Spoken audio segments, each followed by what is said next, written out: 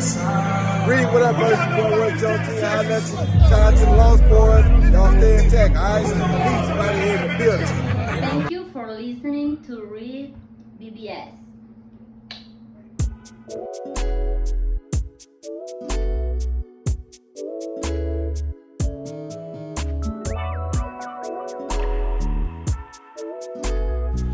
REED-BBS, BBS. And new UFC heavyweight champion of the world, the GOAT, John Bones Jones. Bad. The look-see-do fighter. Flow state. So, like, for real, what do you say? What do you say? What words do justice to what we witnessed? There's literally a shortage, a dearth of adjectives to aptly characterize, to portray John Jones at this point, y'all. Like, help me.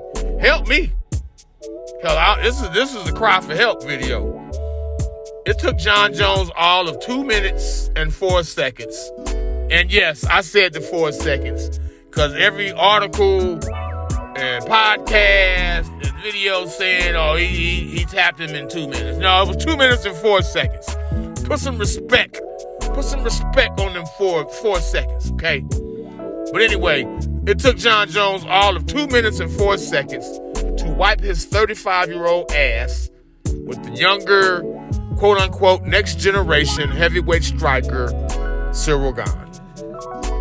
In my pre-fight video, I spoke of John Jones performing, not just fighting, well, in front of an A-list celebrity crowd, largest live gate in UFC history, live gate in UFC heavyweight history, I should say, the 4th largest gate all time in UFC history. John Jones displayed a masterpiece. In his first heavyweight fight, he put forth the 3rd fastest submission in heavyweight championship history. Now, before we swan dive all up into that, I want to encourage you to subscribe. Please comment. If you comment, I comment. This is kind of how this works. Please hit the bell icon for notifications of future videos. As always, sharing is caring. Love tap and or bitch slap that like button for your boy. And shout out to the homies at fightbeat.com. Can you step to this? You know you've witnessed greatness when Chael Sonnen, who hates and loathes John Jones with every fiber of his being, he did a video minutes after the fight, you know, giving Jones his credit. And he was looking for words to praise Bones, yet he couldn't quite conjure them. Sonnen even admitted, like, the evil part of his heart wanted John Jones to fail. He didn't. Chael Sonnen also said, though, that the heavyweight division is in trouble based on the fact John Jones still takes guys down so easily. Sonnen said for wrestlers, the first sign of decline is a decrease in takedown ability. You know, he went on to mention distance and timing, elevation levels, some high-end wrestling observation shit. But he basically said, yeah, the division's in trouble because John Jones is showing no signs of decline based on his ability to take motherfuckers down. I was glad. I'm a fan of continuity, so I was happy when Jones came out to God Gave Me Style by 50 Cent. Not that I even like the song necessarily, but Jones always comes out to God Gave Me Style, followed by the loop. The champ is here, loop. Do, do, do, do, do. The champ is here. Do, do, do, do, do. The champ is here.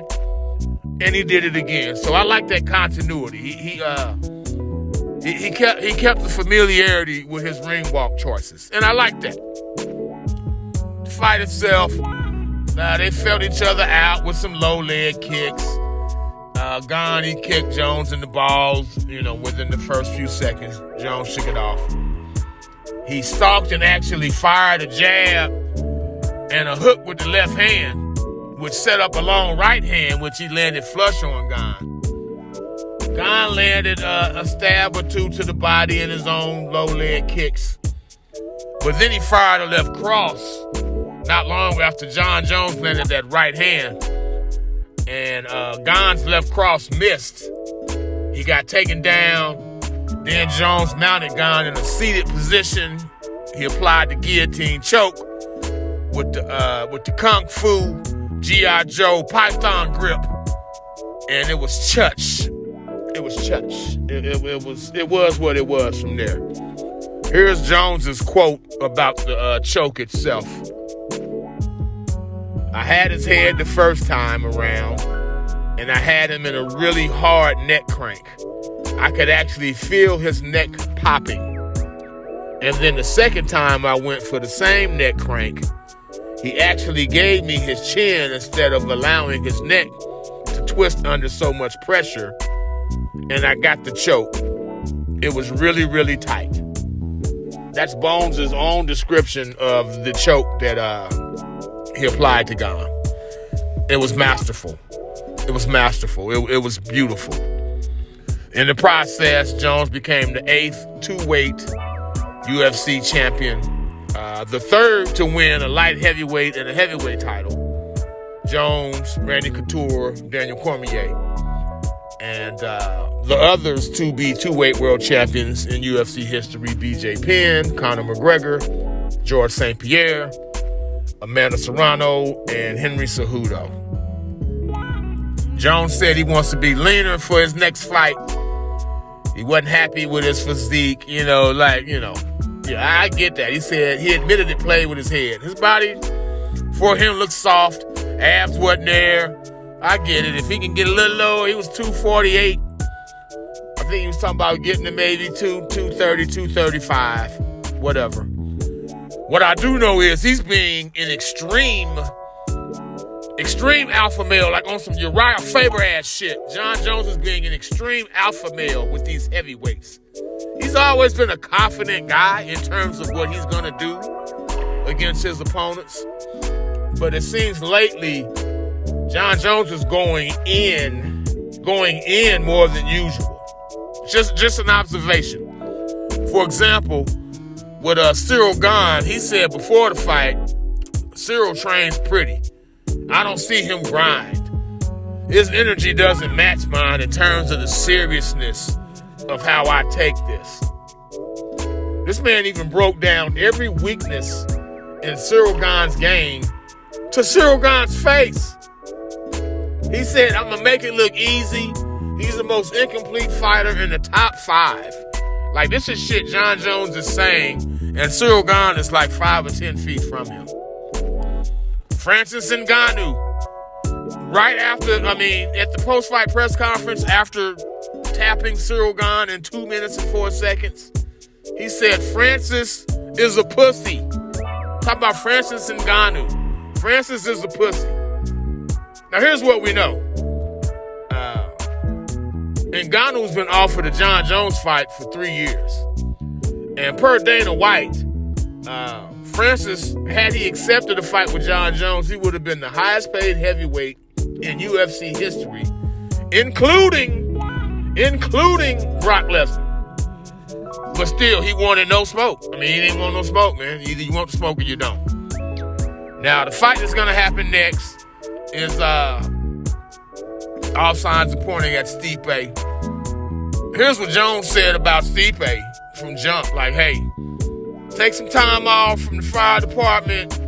He better give every ounce of himself because he's got my undivided attention. Oh, but there's more. They're scheduled, they're lining it up for them to fight during International Fight Week in July. In the cage, after tapping Gane, he said, y'all want to see me beat up Stipe? And they had Stipe on the split screen with him. Then he said, you're the greatest heavyweight of all time, and I want you real bad. He even said he did a full Stipe camp, but the fight didn't happen. It is what it is. He He went on to say, Jones, that is, everything I do, this wasn't in the ring, this was after the fact, in subsequent interviews. Everything I do will be about Stipe Miocic. Not only will I beat Stipe Miocic, I'll finish Stipe Miocic. Zero doubt I'll beat Stipe Miocic. I can't wait to destroy him. Never been a fight that means more to me than Stipe Miocic. Never beaten a GOAT. GOAT versus GOAT means the world to me. I don't come to win, I come to dominate Stipe Miocic. Like I said, Bones Jones is on some alpha male ass shit. And he's the little guy moving up to fight these dudes. Now, we still don't know his ability to carry the extra weight or his ability to handle a heavyweight punch. That's still unknown. Ditto for any cage or ring rust he may have had, because he got Gane up out of there. But what's not unknown is the fact, not the opinion, but the fact that John Bones Jones is the greatest mixed martial artist of all times. Period. REED-BBS, BBS. Blackbird Sugar, Bachelor's in Boxing Studies. Televisión, Fred Sanford of the Fistic Arts. When all is said and done, there's nothing left to say